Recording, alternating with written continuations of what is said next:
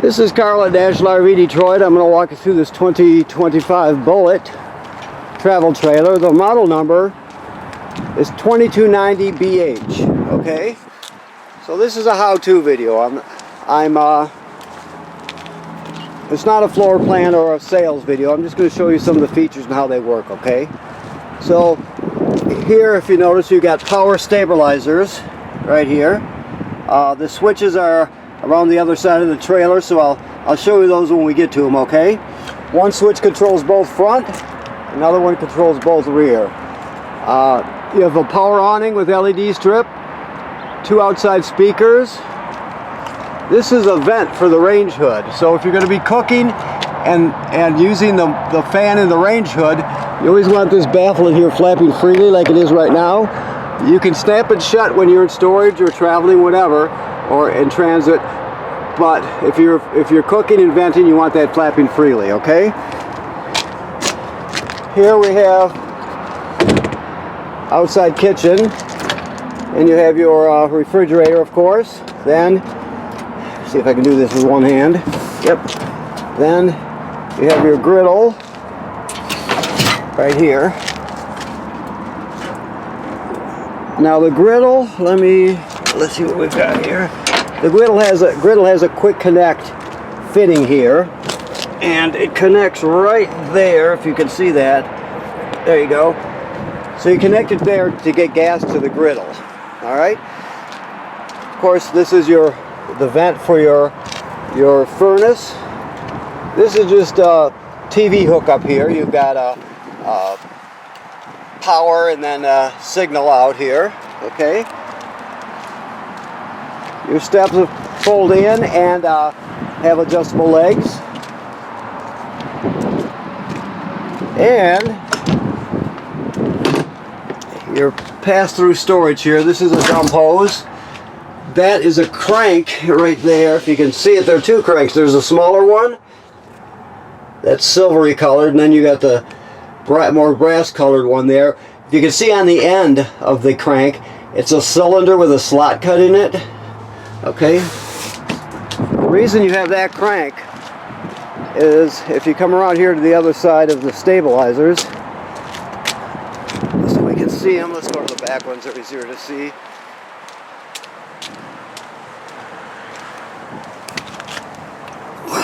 You can see you have this cylinder, this shaft with a pin through it. So that cylinder with a slide cut in it will fit right over that. So you can crank these stabilizers manually in an emergency. If you have an issue, you can just put the crank on there and crank them. Therefore, you can always get them up and down even if you lose power for some reason. Okay? All right.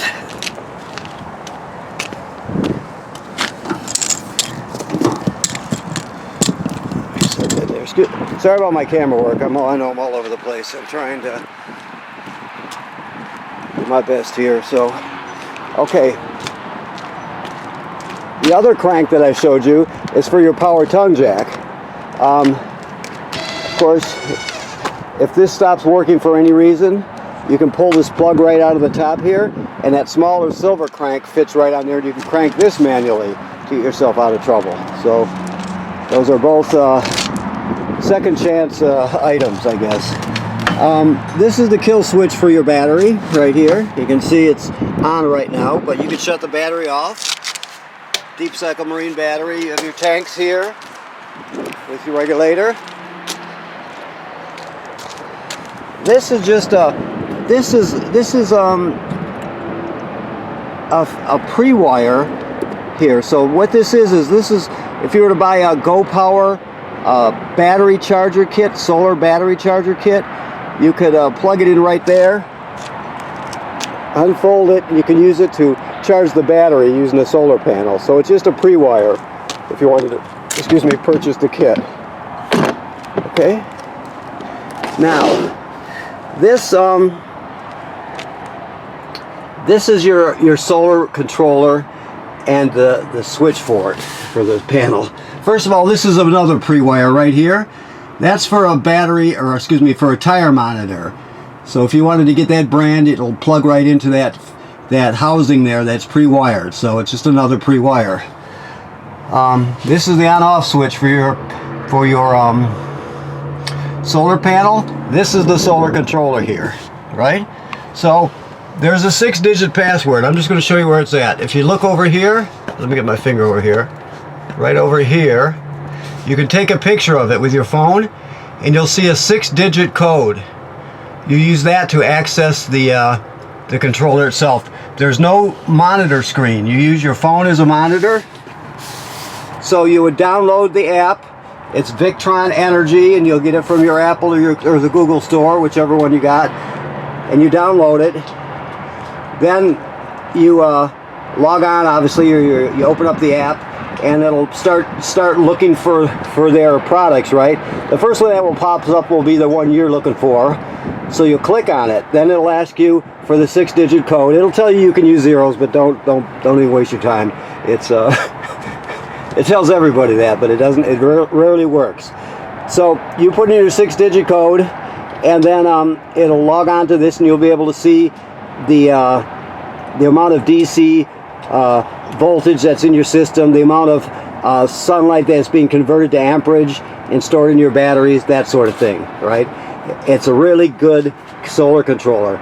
It'll tell you a lot of stuff, your history with it, all kinds of stuff. So you can make it as simple or as complex as you want. I use it for the DC voltage in the system to know what that is, and I also use it to know what kind of gain I'm getting from the sun. But other than that, the rest of it doesn't interest me, but it's up to you. So also, when you log on, in the upper right hand corner of the screen, there's going to be probably going to be a red dot. Click on that, and that's for an update. Anytime you see that dot appear, I think it's a dot, the symbol appear, always update it to keep it current, okay? And that's it. It's that simple. So that's your solar controller. This is a hose for your water system. It connects right here. Okay, you have your switches for your stabilizer jacks right here. We talked about. This is for cable and satellite through into the system. That green light's telling us that your digital antenna is working. Okay. You have 2 ways to get water. The most common way is the city water hookup. You're just going to hook your hose on here, and you're all set, ready to go, right? If you're camping someplace without city water, you can pre-fill your fresh water tank here. Then you can use the onboard pump to pump the water. So even if you don't have city water, all your appliances or all your plumbing will work as though you have city water. So if no matter what the conditions, you can always have water. This is for winterizing here. It's on because we've winterized, and it is winterized right now. This is for your black. This is for winter. This is for winterizing here. This is for your black tank flush right here. Keep that in mind. So after you dump your black tank, you can spray it out. You can flush it out with fresh water. The reason we want to do that because it cleans it out really well, obviously, and it also cleans off the sensors good, so you get a good accurate reading. But just remember, like it says on this sticker, always make sure your black tank valve is open before you turn on the water to it. Okay, so make sure you do that. While we're talking about it, your hookups and your valves are over here. Okay, so always make sure you leave the black tank valve open before you turn the water on for the flush. This is your on-demand hot water. It's off right now, so that's off position. This is the master switch, so keep in mind to run it. Right now it has antifreeze in the system, so we're not running it obviously, but when you're camping, you'll just flip that to the on position and everything will work. I'll talk to you more about this when we get inside, when we look at the control panel, okay? Alright, your slide out is here. Your power cord is sitting back here, but it's this is our shop cord, but it's a 30-foot 30-amp cord right here. It's a heck of a place to put it, but we'll have it tucked away for you. Okay. You have storage, bike storage, whatever you want to use this for, or you can fold this down and it's a bottom bunk. So it's either a bunk or storage or both if you just store underneath the bunk itself. So That little housing there tells us this is pre-wired for a backup camera, so you can always add a backup camera if you're interested. You have a ladder, which makes it easy to inspect the roof. The manufacturer states that you should inspect the roof every 90 days or so. So make sure somebody gets up there and looks around, make sure there's no cracking or separation at any of the sealant where water could get through. Make sure that none of the roofing material or roofing attachments have been damaged by low branches or road debris or anything. Just take a look to make sure everything's in good shape. You can't see what's happening up there unless you look. And if something does happen and you see it, you can take care of it immediately and it won't be an issue. If you don't, then you could have problems. So you're just protecting your investment and staying ahead of any potential problems. Odds are you won't have to do anything for years. You just never know until you look. Okay? So, let's go inside, away from the wind here. First thing we see is this. This is your carbon monoxide LP gas detector. It should always be green like it is. If it's not, get it serviced, okay? Don't ignore it. Get it taken care of. That's obviously very important. So you have your thermostat here. You just hold the mode button till it turns on. Once it turns on, you poke the mode button till you get to the mode you want. Heat, it's at heat right now, but you go to heat and then you set the temperature up and down. There's the fan. If it gives you a fan option of automatic, always go with automatic. That's a rule of thumb that you really can't go wrong with. So, okay. Here's your control panel. So we'll send it out. We're running on battery right now.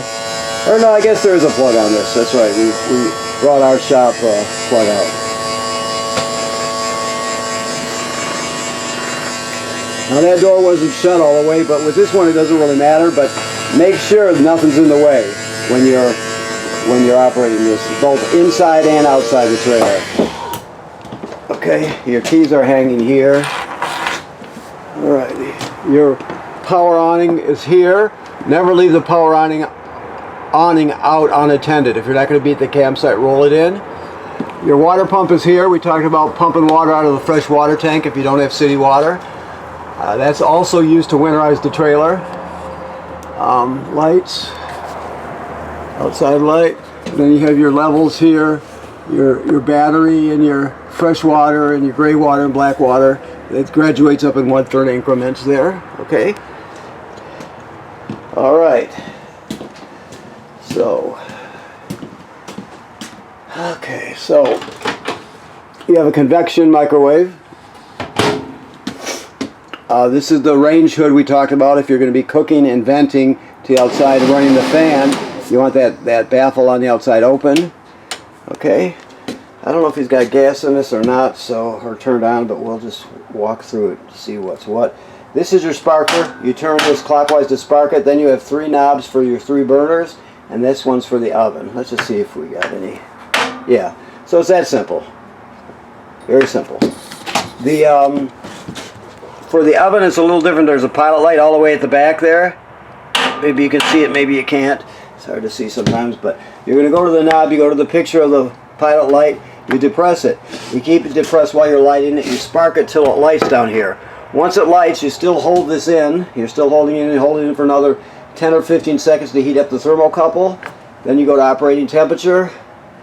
It cycles, but when you shut it off, the flame goes out, so does the pilot light. So you have to relight the pilot light each time you use the oven. You have an ambient light and an oven light there. This device is your power converter. First of all, it auto detects the type of battery you have, which is a good feature. But what this does is this is your AC distribution panel right here, like you'd have in your basement or wherever in your house. You have regular 120 AC circuit breakers here, and they're all labeled. Then the power is converted to 12 volt DC over here, and you got 12 volt fuses, and they're all labeled for the 12 volt components. Also, it's a battery tender, so it'll sense how much energy your battery up on the tongue has and needs, and it'll send as many amps necessary. As long as you're plugged into shore power, it'll send as many amps necessary up there to charge the battery. So if the battery's charged, it'll just trickle a couple amps up there. If it's low, it'll send 10 amps, whatever it needs. Of course, your tow vehicle charges the battery when you're pulling it down the road, and your solar panels charge the battery as it can, depending on the conditions outside, the time of day, the weather, the position of the sun in the sky, and the relationship to the trailer. All that stuff matters, okay? So that's the power converter. There's that splitch there. Okay. Okay, so let's see what else we have here. Your refrigerator is a 12-volt DC refrigerator, so it runs on 12 volts. Okay, the bunks we talked about, they fold up and down for storage or kids or grandkids or whatever you have. This is a GFCI plug here. All the plugs are wired through a GFCI, even if it's a regular plug, like the one outside, or, well, either way, they're all wired through a GFCI. So if it pops, you're going to look around to see which GFCI popped, which one it's connected to. Here's another one here. Okay, so this is the control panel for your on-demand water. So it's got antifreeze in it now, and it's shut down, so I'll have to talk you through it here. But this is on and off, obviously. This is just switches between Fahrenheit and Celsius. This tells you what temperature it's set at. You can raise it up and down. 120 is pretty much standard, so it's probably set to 120 right now. So what happens, you'll turn it on. It'll sense the water. That's the first thing it does. So it has a safety device in here that will not allow the burner to light unless it senses water. So you either have to have your city water hooked up with it turned on, or you have to have water in your freshwater tank with the pump turned on. So when it senses that, it does have water, it'll go ahead and light. You'll see a picture of a wheel turning here on the screen, and there'll be like a flame, and you'll see it light, and then you'll see the temperature rise quickly from 0 to 120. And when you get to that point, it's every time you turn on a hot water valve, whether it's shower or sink or whatever, it'll immediately give you, close to immediately give you 120 degrees of hot water or whatever you have it set at, okay? It's a great thing. The days of 6 gallons for water are over, so it's a good thing. The sink and shower work the same. The toilet's typical RV toilet. You have your, let me see if I can get a picture. You have your flush pedal right here. So you're going to dump a dose of chemical in the bowl, just like normal. Then you'll step on the pedal and put about a gallon of water in the tank along with the chemical. You can put more than a gallon in, just not less. And you're all set. If you don't do that, it'll be a real mess. It'll get clogged up. It'll smell terrible. It'll just be a mess. So you have to use chemical and water when you're starting out. Okay? That's important, obviously. I'm just making sure that, yeah, that was just, they just did not shut it, so it was just human error there. So that door is secure. Let's see what else we have here. This is obviously your smoke detector. This is another pre-wire. I know it says 4G on it, but if most people aren't interested in the 4G part, they're interested in the public Wi-Fi part. So if you're interested, you can scan the code and look at their products. You would want the public Wi-Fi booster, which consists of a router box that goes right here, and then an antenna that goes on the roof. It's pre-wired for that, and you just get better Wi-Fi signal, public Wi-Fi. Okay. And let's see, sliding doors. They should always be latched when you're traveling, of course. Emergency window works like all emergency windows. You just go like this. You push it through, all the way through, and then you grab a hold of this and pull the screen out, and you can escape in an emergency. Alrighty. Let me get that shut. And there'll be TV hookups. Oh yeah, TV hookups here. So they add a TV and some storage under here. Just a little more storage, okay? The bed, you can drop it down when you're traveling if you choose to, if you're worried about it bouncing around and breaking something. So I'll just tell you how it works. Here you push this yellow button here, or wait a minute.